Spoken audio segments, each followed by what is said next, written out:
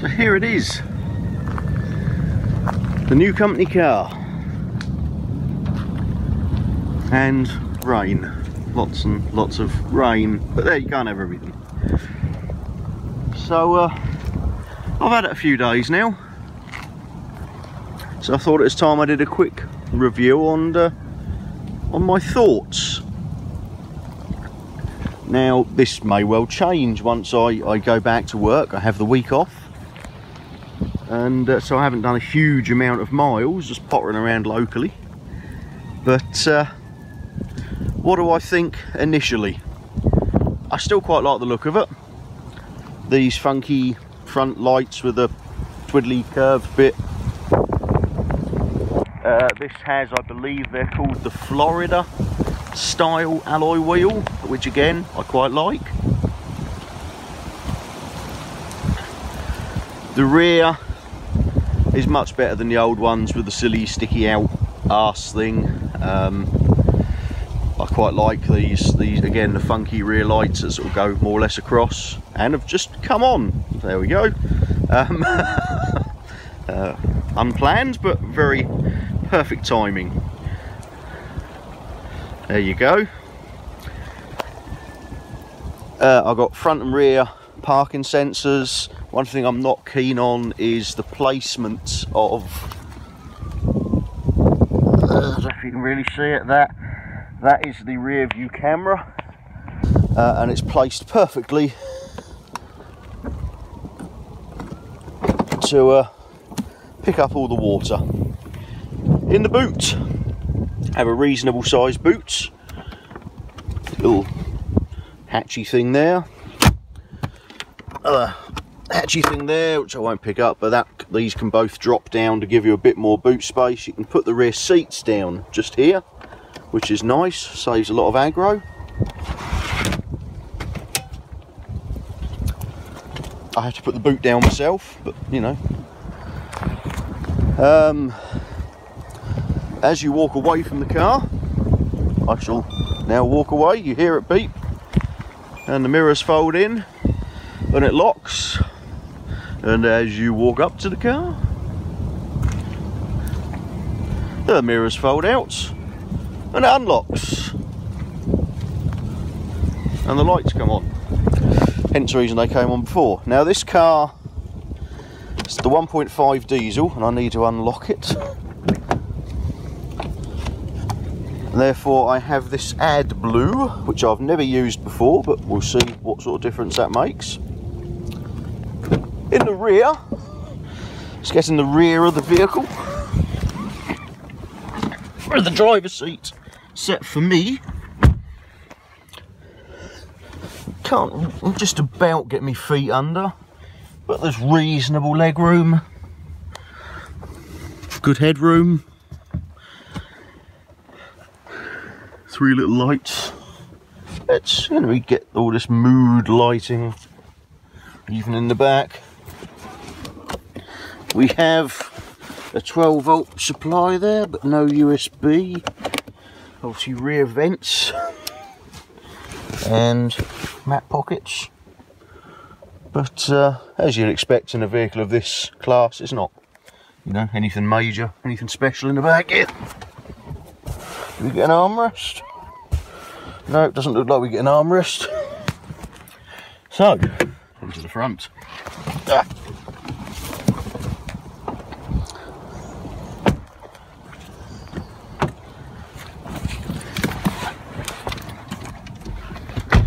Now, as we saw in a previous video, we have all the mood lighting down the side here, and on the doors and things everywhere change. A couple more lights there.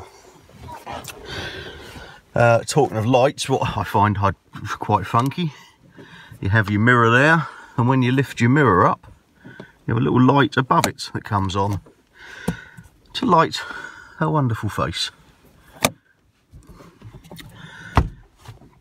Right, what else have we got? I do like this sort of, well, I'm guessing it's fake, but fake brushed sort of stainless look on the doors. It's not quite as sort of brushed effect down here, so that sort of shows the marks a little bit more, but you know, it's still quite nice. It breaks the blackness up a bit. Have cup holders there, thusly. A big cubby box there, which unfortunately doesn't appear to have any sort of USB or PowerPoint in it, which would have been nice, but can't have everything. Typically French, the glove box is tiny because fuse box. The rear view mirror has got a sort of tinted effect, which took a bit of getting used to, but I actually quite like it now. Some odd placements of buttons. Down here by the parking brake, we have the vehicle mode, odd, but also your speed limiter and cruise control on-off switches. Down here with the parking brake. Yet once you've turned them on, you control them up here on the steering wheel. Rather bizarre, but hey ho, you get used to it. Now, to start the thing, when you get in it, you have the key in your pocket. Key, thusly. And while we're on the subject of key, I'll mention one of my gripes with Renault. You have to sort of cart this thing around with you in your pocket everywhere. You have no means of placing it on a keychain or anything like that. Which I've always liked, having my car keys on my door keys, because I know I can't go anywhere without both. Now I have to remember to cart this thing around, and you'll leave the house, go to the car, then realise you haven't got it on you, go back and unlock and find it, and go back it, and but I'm here anyway. It's a Renault thing. I really don't see why it needs to be this big. It's a tiny little transponder in there and a couple of buttons. A little small fob you can stick on your keys, be perfect. But anyway, you have this in your pocket, like so. You get in, obviously unlocks for you and things flash and whatever. Foot on a clutch, press your start stop, and away it goes. In this vehicle we have automatic wipers. You get this R-Link message pop up, so just okay to get rid of that. And there we go with the sat nav and the radio. I have this on auto, so it automatically turns the aircon on when needed. The only thing it's not good at is demisting the window. It doesn't seem to like having anything go to the window while it's on auto. So you put it on auto, it takes it away again.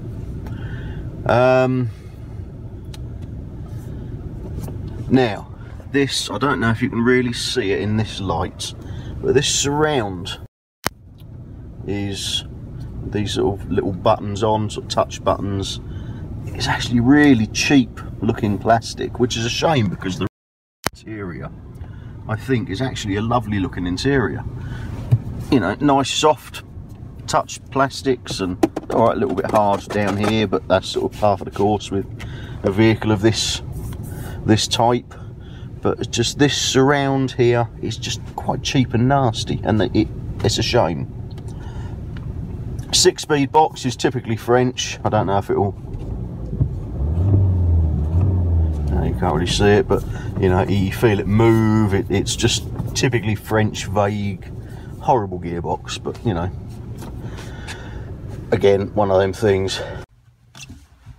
For the infotainment system, we have this rather large 8.7, I think, inch touchscreen. When you stop driving, it gives you this little graph of how you've driven, which doesn't appear to be very good. But anyway, that's beside the point. So if we go home, I have the radio and I have sat nav. Move across, you have the clock. Here you have, just start the ignition,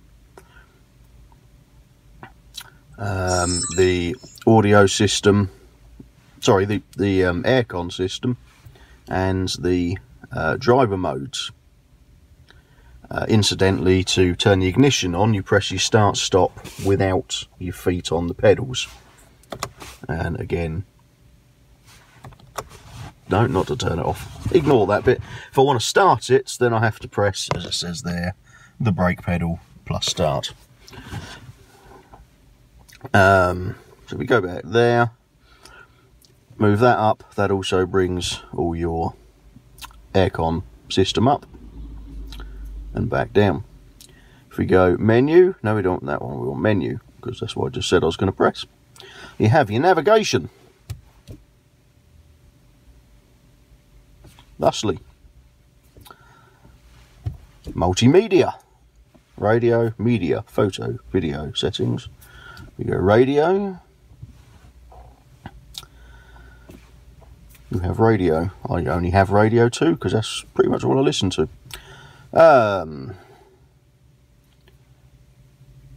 Your phone is standard phone stuff. Apps. Now you have apps. If you go my apps, I don't know if there's any on here. Coyote. I have no idea what Coyote is. Oh my god. Technical inspection. Okay.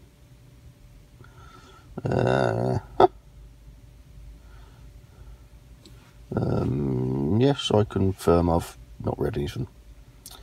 I just want to advise you to discover the tutorial video. Okay, start. Let's ignore that.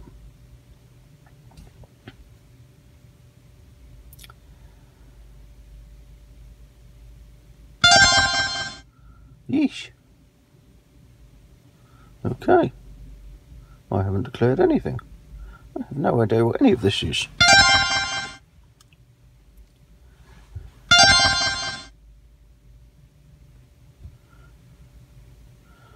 Oh, okay, so this I think is just where I can declare stuff. Which, God knows, I have no idea what any of that is. Yeah. Ignore this for now. I don't know what any of that is. Anyway, so, right, App Manager. We have those. Our link store, you can buy things such as Space Dog. Whatever the hell Space Dog is.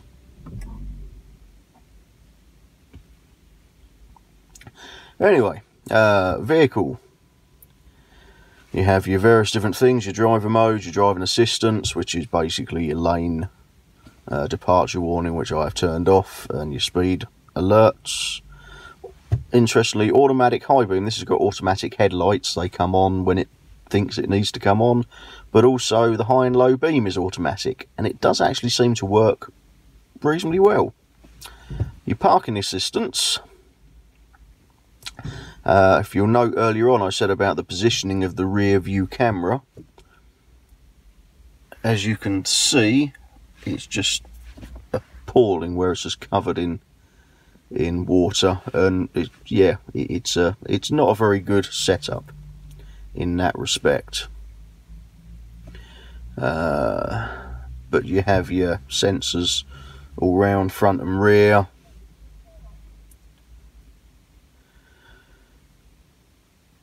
Your driving eco stuff, which we covered earlier. Onboard computer. I have no idea what that is. Oh, apparently it's just driving statistics. Tyre pressures. 36 and 33. And I believe up here... No, is it this one? No.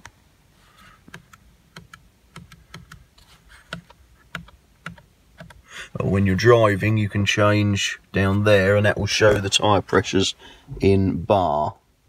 Whereas this is obviously in PSI, which I prefer PSI. User settings, what have we got in here? Auto lock when driving, hands-free key functions, indicator sound volume, internal welcome sound, external automatic cabin light, rear wiper when in reverse gear, driving style indicator. All very flash stuff. So yeah, there we go. That's return home. And I have a message. It gives you these little messages up there. Yes, anyway, right. So that is the infotainment system. It's not the best system in the world, but it works. Again, you can just press that and bring your aircon up. It's all okay. You have dual zone air conditioning.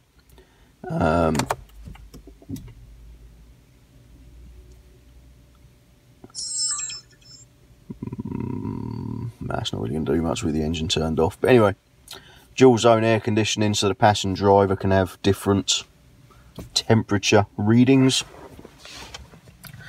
All up here, it changes depending on your driver modes. So it always defaults to neutral, which is annoying because you have a personal setup. You set it all up as you want, and it always defaults back to neutral. But I do like it has a picture of an estate car there. So they didn't even change the picture. So anyway, so neutral is this standard setup. Eco, changes all the mood lighting changes green, and you have this come up, and basically you have to keep your revs within that setting there, which is just before the turbo comes on. So you have no power. Comfort, again, picture of your car. That changes blue, and you have a almost analog style speedometer. It lightens the steering up a bit. It's supposed to change the engine note and character of the car, but the only thing I can really tell is the steering lightens up slightly. And you have the opposite in sport. Obviously everything goes red. You have a much more sporty speedo, dominated by the rev counter. And it firms up the steering. Again, it's supposed to change the engine note and the character of the car. It just seems to change the steering, but we'll find out more. And you have a personal setup where you can go into it and set how you want the steering. So I have a comfortable steering, nice and light, sporty powertrain, but it doesn't seem to make much difference. Again, engine sound, I just left it in comfort because it doesn't seem to make any difference what you have it in. But ultimately, it always defaults back to neutral every time you get in the car, so there. When you're driving, you have this little thing there. Don't know if it will do it on idle. No, it won't, but the less leaves you have, the worse you're driving. You want all 5 leaves. Anyway, if we go back over here, because while that's doing that, what we got here, we can press a little button there, and that toggles between the radio, gear change up in that corner there. Voice command, so you can tell the car what you want it to do and it'll ignore you, and up and downy bits there. Another complaint I do actually have is, sat in my position, you got to use the window controls and you want them sort of here, but they're the mirrors. The window controls are right back here, so you end up sort of, you know, quite uncomfortably having to stick your arm back in the seatbelt area to get to the window controls, and a bit annoying. So that pretty much is the rundown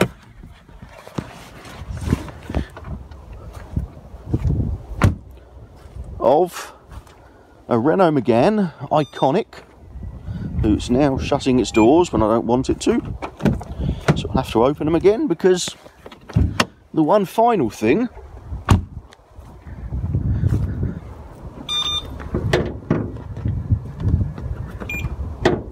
is this. An engine. All road tests always have an engine, and here is an engine. Surprisingly, with a lot less plastic over the top of it than you would normally expect. You can actually see things. Look, there's an alternator. Look, there's an alternator. I can see an alternator. Lots of wiring and connections and filters and things. There's an engine. I can see an engine in a modern car. Who would have thunk it? Gas straps, obviously. But anyway, it's a 1.5 turbo diesel. I think it produces about 114 brake horsepower. I could be wrong. 107 grams per kilometre of emissions, and performance is satisfactory. About 11-ish seconds to 60 and a top speed of about 115, I believe. If I'm wrong, I will add it here somewhere. Here. Somewhere there. But there, a Renault Megane Sports Tourer 1.5 iconic with funky rear lights.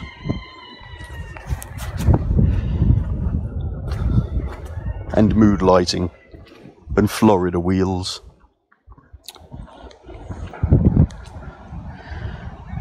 I will take you out on a drive another day.